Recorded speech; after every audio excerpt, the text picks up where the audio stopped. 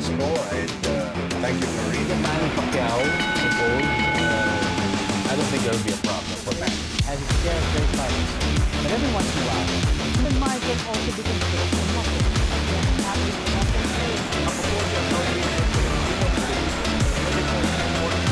Only here para sa bayan.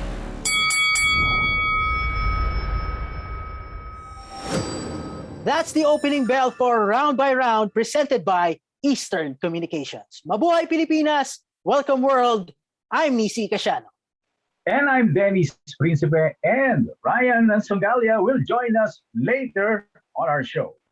And tonight we will talk about the most polarizing figure in Philippine boxing today. Of course, I am referring to Gian Casimiro. Most recently, he successfully defended his WBO Bantamweight Championship against Guillermo Rigundo by way of split decision. In his post-fight press conference, he called out two big names in a very colorful manner. People are asking, who's next for Cuadro Alas? And tonight, we have prepared something special to break down what lies ahead in the future of Gian Casimiro. But before anything else, here's a roundup of the latest news in the world of boxing. The promoter of WBO Bantamweight champion Gian Casimiro fired back at WBC champion Nonito Donaire Jr. and dared him to fight Cuadro Alas. In response to a social media post of Donaire, Sean Gibbons, president of Manny Pacquiao Promotions, reminded the Filipino Flash that he already had a contract to fight Casimiro but backed out. Gibbons challenged him to be a man, grow a pair, and step into the ring as per their contract. The World Boxing Association will name Manny Pacquiao champion for life. WBA President Gilberto Mendoza said that in celebration of the WBA centennial, they will pass a resolution and have a special belt made for the 8-division world champion. In January, the organization stripped Pacquiao of his world welterweight title, calling him a champion in recess. International Boxing Federation welterweight champion Errol Spence Jr. likes the idea of a unification bout with new World Boxing Association welterweight champion Yordenis Ugas.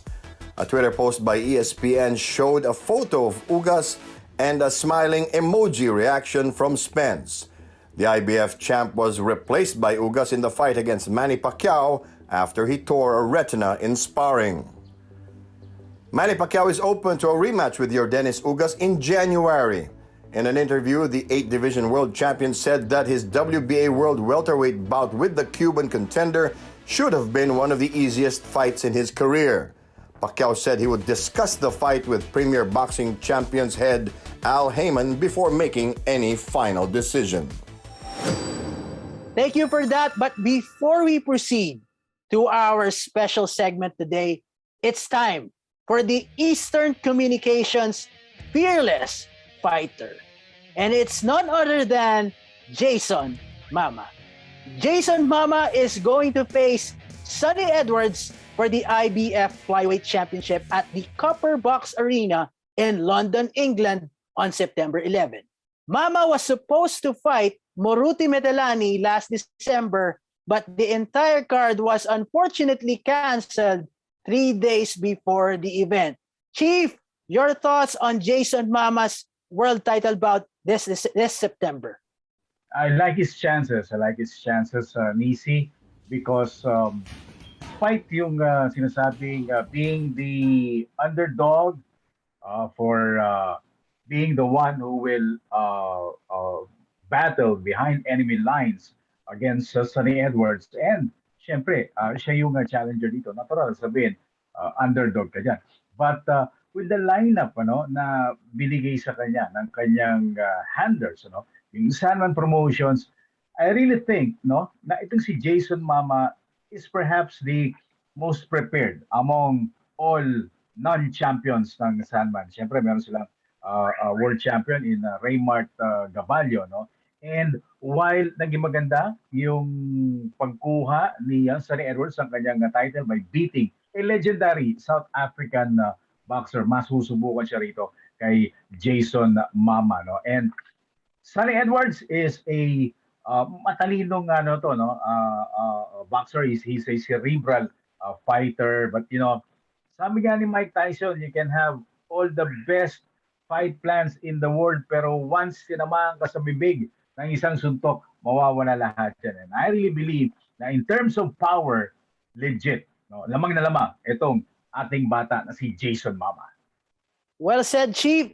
And that's the Eastern Communications Fearless Fighter.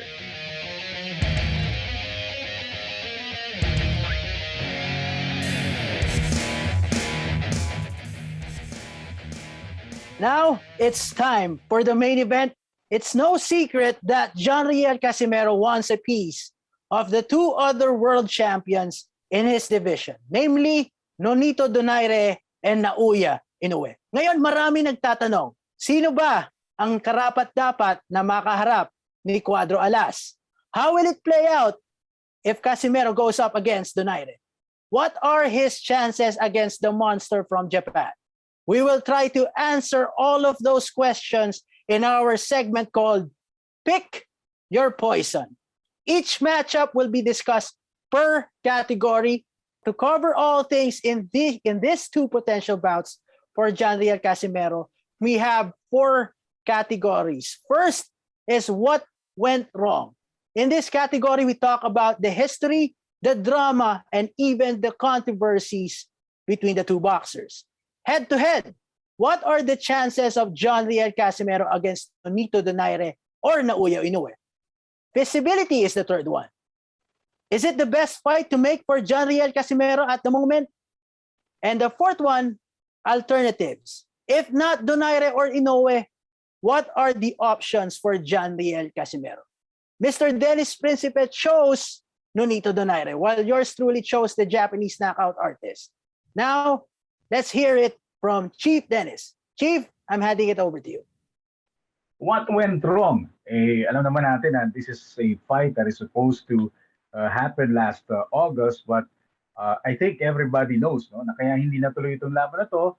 Everyone involved was ready, to make this fight happen, except when pumasok yung, shall I say, pride ni Nonito Donaire Jr., because he felt na Casimiro, short of saying, no, na hindi kailangan ng boxing si Casimiro because of his attitude, and perhaps that's the main reason kung bakit hindi natuloy yung laban na to. But you can't blame Donaire if meron siyang ganong kumbaga advocacy, no. But I still believe na dapat pa rin matuloy, no, itong laban na to. Head-to-head breakdown, magandang laban to, very intriguing actually. You have a veteran fighter, maraming matitindi na kanalaban si Donaire.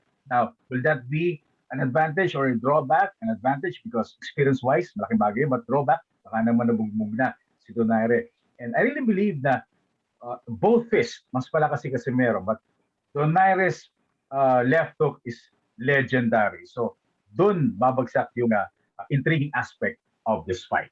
Feasibility, is this the best fight para kay Gian Casimiro? Definitely. Any fight that involves Nonito Donaire Jr. right now will definitely be a big fight. Talagang yung market ni Donaire right now, bumalik, sa dating pagiging superstar after that spectacular victory against Nordin Ubali. So definitely, Casimiro versus Donaire, it's a big fight for Gian Casimiro. Now, if this doesn't happen, wala akong nakikita right now na masasabing big names, but if hindi makuha ni Donaire, or rather ni Casimiro, no, itong Donaire or Inoue, I believe that any Mexican fighter will be a good tune-up or interim fight for Casimiro before he aims for Donaire and Inoue. Should talks among them will not end up fruitful. All right, Chief Dennis, maraming salamat. Now, for my part, it's going to be Naoya Inoue versus Gian Casimiro. Gian Casimiro and Naoya Inoue were supposed to fight on April 25, 2020 in a title unification. It made sense at that time because Casimiro was coming off a shock victory over Zolani Tete. Meanwhile, Inoue was fresh from his victory over Nonito Donaire in the World Boxing Super Series. Unfortunately, it was called off. The primary suspect was, of course, the COVID-19 pandemic. MP Promotions tried to rebook the fight, I believe 3 or 4 times, but on the last proposed bout time frames, border restrictions implemented by Japan at the time prevented Inoue from taking the fight. This compelled the two to move on. Casimiro fought Duke Maika and defeated the boxer from Ghana by a third round TKO. Meanwhile, Inoue faced Jason Maloney on October 31, 2020, and he knocked out the Australian in the 7th round. People thought after those 2 fights, this is it, pansit. But unfortunately, the IBF intervened and spoiled the fun as the IBF mandated Inoue to face a Filipino boxer not named Gian Casimiro, but a boxer named Michael Dasmariñas. So Inoue went on to stop Dasmariñas in the 3rd round of that fight. Sa kabilang banda, itong si Gian Casimiro ay parang pumunta ng Pangasinan at nag-island hopping. Kasi from Rigondo to Nonito Donaire, then nauwi ulit kay Guillermo Rigondo. Casimiro won that fight by a split decision. And after that, he called out 2 names. At isa sa mga yon ay si Naoya Inoue. By the looks of it, Inoue had enough of the antics of Gian Casimiro. Isama mo na dito yung Chinese-Japanese turtle na claim niya kay Naoya Inoue. So, ano ba ang pwedeng mangyari pag itong dalawa ang nagtapat? We don't have to be very surprised if Naoya Inoue is the clear favorite to win in this matchup. To me, he is a Swiss knife with a pair of 8-ounce gloves. Inoue is a complete boxer. He packs power in both hands. That distinguishable trait complements his agile movement in the ring. You know, he is a poetry in motion. He is a sight to behold. Why? Because he uses his incredible athleticism. He puts pressure on his opponents with his jabs, and then he puts together a combination to create openings for that left hook to the body or that left uppercut to the midsection.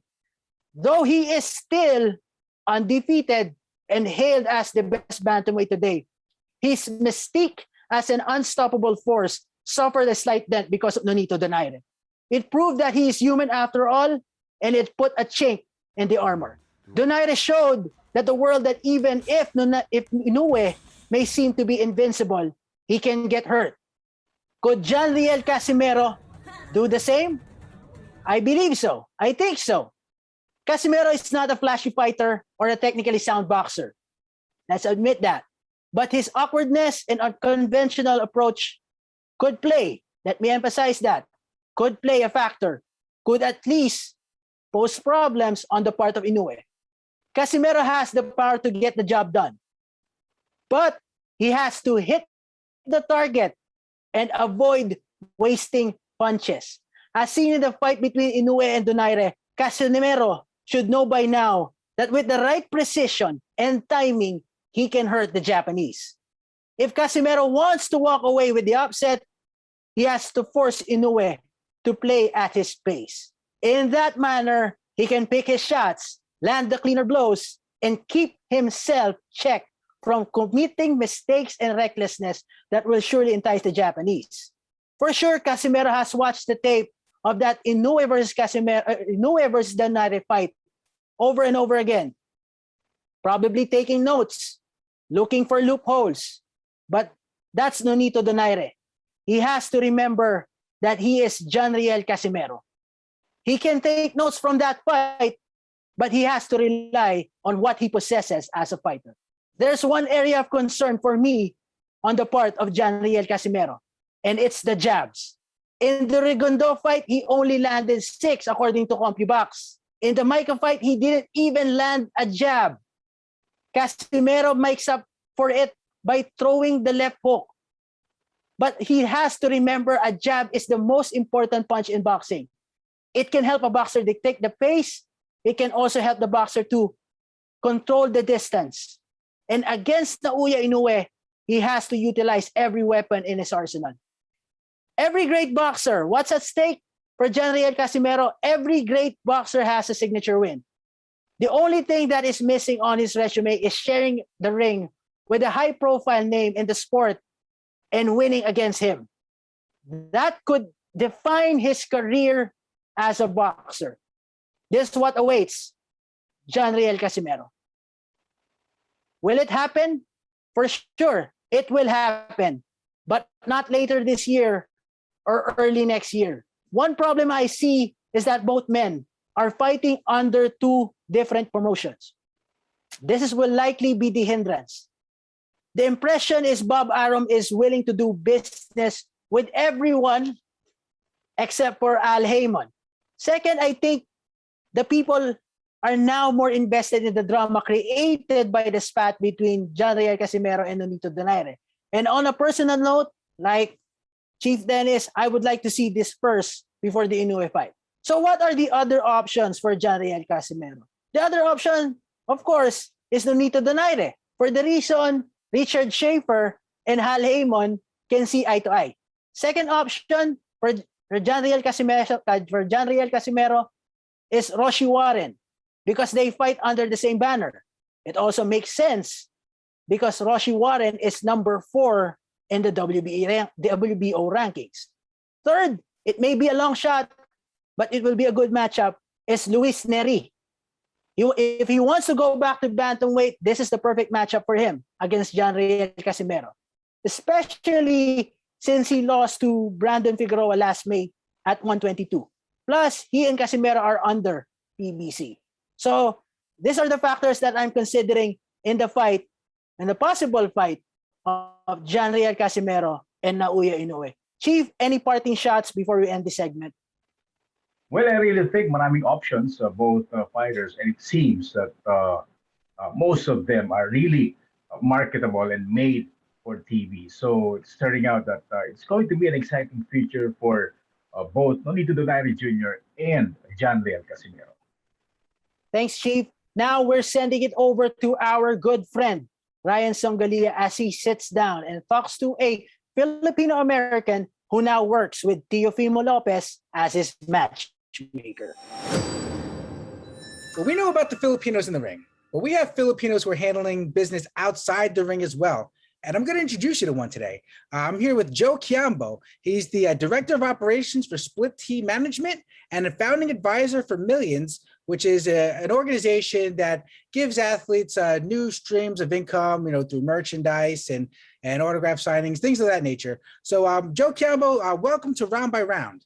Thank you very much. I appreciate you having me, Ryan. So first things first, this might seem a little bit crazy to people who are watching this because how I know how many times it happens to me. How many times do people say, "Are you Ryan Songalia? Or when are you going to write about me in Ring Magazine?" Does that happen to you? Because that happens to me all the time. Well, it happens to me quite a little too many times. I would say one too many times, but it happens probably at least 12, 13, 20 times a year where I'm at an event and they say, "Hey, you're that writer, aren't you?" I'm like, "No." But I know who you're talking about. But I'm looking at you right now, and you got something around your neck right there. And that's something that you can't just buy, in a magazine. You got to earn that. That's the New York Golden Gloves Championship. That was 106 pounds, I believe, right? 1993. Is that correct? Yes, sir. Yes, sir. Tell me about that. Oh, it was well, I started when I was a little kid. I was a boxing geek, just like you. And I used to watch it over and over. And I told my father I wanted a box. So, we took me to the local boxing gym and I was training. And come 1990, I competed in the Golden Gloves. Went to the finals, lost in the finals. And the next year, lost in the finals. And then the year after, I kept losing in the finals. So the fourth year, I did everything that I took. When they say when you lose, don't lose. Don't take the L as a loss. Take it as a lesson. So that fourth year, I actually what did I do wrong? What did I do good? I analyzed everything. And I did it in that 1 year. And lo and behold, I came out on top. And it was one of the, well, it was probably, what they say is one of the most memorable bouts of the 90s in the Golden Glove. And they still show it every now and then on the MSG network in New York City.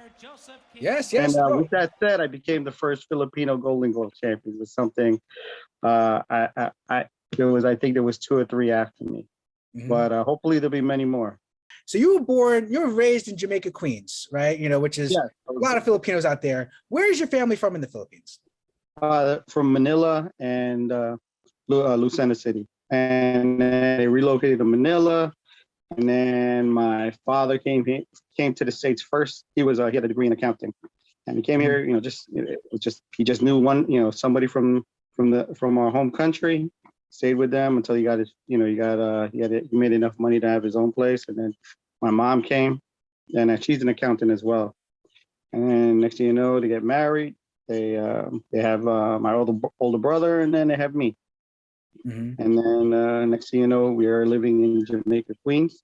And the good thing about it is there's a lot of other Filipinos there. So it's just like a family reunion when we go there. When I used to go there, everybody knew each other. A lot of chismes, but it's okay. Well, you already know. Yeah. So tell me about your journey in boxing, because you worked as a matchmaker. Now you're with Split Team Management, and as part of Split Team Management, you're working with the lightweight champion of the world, the Ring Magazine lightweight champion, Teofimo Lopez. You are a renowned hand wrapper. That's one of the underrated skills. The fighters, before they go to the ring, they're trusting you with their hands, and what is it like working with with someone like Teofimo Lopez? Well, the thing is, the first time I met him, it was right before his pro debut. 19-year-old kid, you just see full of energy. I remember his father took me aside. He goes, "Joe, I know you work with a lot of world champions, but you ain't never see anything like my son." And I'm just like, okay. I see him warming up, and then I see him fight. I'm like, ooh, pretty good. And every fight he was getting better and better and better. And it's good to see someone develop from just a pro debut. He actually had Diana working in his corner His father just asked, "Hey, can you work the corner?" Like, sure. I mean, I've worked many corners before, but I could see something was special in the kid. And then it wasn't a regular job of mine because he had other people work the corner. He had Miguel Diaz and some other people. But once it started, I think I got the gig I'll tell you the first time I wrapped his hand. It was in the Garden, and I was taking, that same day, I had to take a city test. And city tests in New York City, those are golden. That's like hitting the lotto. And I'm supposed to be at the arena at 5 o'clock. And he was one of the early fights. Next thing I know, I'm running late, and I'm looking at the time. I'm like, what am I going to do? So I just did abacadabra. I just handed my test in, and they said, "You sure you finished?" I'm like, listen, it is what it is. And I'm saying to myself, I hope this thing works out with Teofimo Lopez, because I may have just blew a great job opportunity. And fast forward to now, I work his corner, I wrap his hands, and next thing and now I'm on for the ride to all the way to the top. And I think he did reach the top of boxing when he won the undisputed lightweight champion of the world against Vasyl Lomachenko. And I seen, ever since I knew him, he was like, yeah, that's one of the guys that I want to fight. They actually were supposed to spar a few times, but it just never materialized. What are some of the duties that someone who gets involved in boxing management has to, really undertake? A lot of things, whether from scouting prospects or amateurs, to basically being the liaison from the boss, David McWater, to the boxer. Making sure everything runs right. I'm basically representing the company, so I got to do everything I can to make sure everything is run right. And I've been doing, I'm basically doing what I did before in my previous job at the Bell Entertainment, where I make sure the fight goes on, everything with the fight happens. Make sure it happens, whether it's medicals, Make sure the opponent gets into town, gets to the hotel. Make sure everything runs right. And in boxing, nothing ever, whatever you do, not a lot of times doesn't work as planned. So you got to adjust. That's what I do. And a lot of times, how do I say? A lot of times, as I said, things don't go according to plan, so I got to fix it. And at the end of the day, when the fight happens, my guy wins. Everybody's happy, and I'm left there exhausted, and mentally and physically. They don't see what really goes on behind, like the fans really don't see what goes on behind the scenes. They see what happens on fight night and the bright lights, and you got the pay-per-view. But then it's like people like you making things happen and make sure everyone gets to the arena and that they can actually have the fight. So everyone owes you a debt of gratitude there. And watch out for the second installment of his interview on Tuesday. And that's the final bell for today's episode of Round by Round, presented by Eastern Communications. I'm Nisi Casiano. And I'm Dennis Principe, and we are on Facebook Monday to Friday, 6 p.m. And of course, kapag nasa YouTube po kayo, don't forget to like, follow, and share, and subscribe. Now, ngayon na. And syempre, Bill Velasco, Nisi Casiano, and Attorney Ed Tolentino will be working the fights for you on Monday. Catch them on the next Round by Round. See you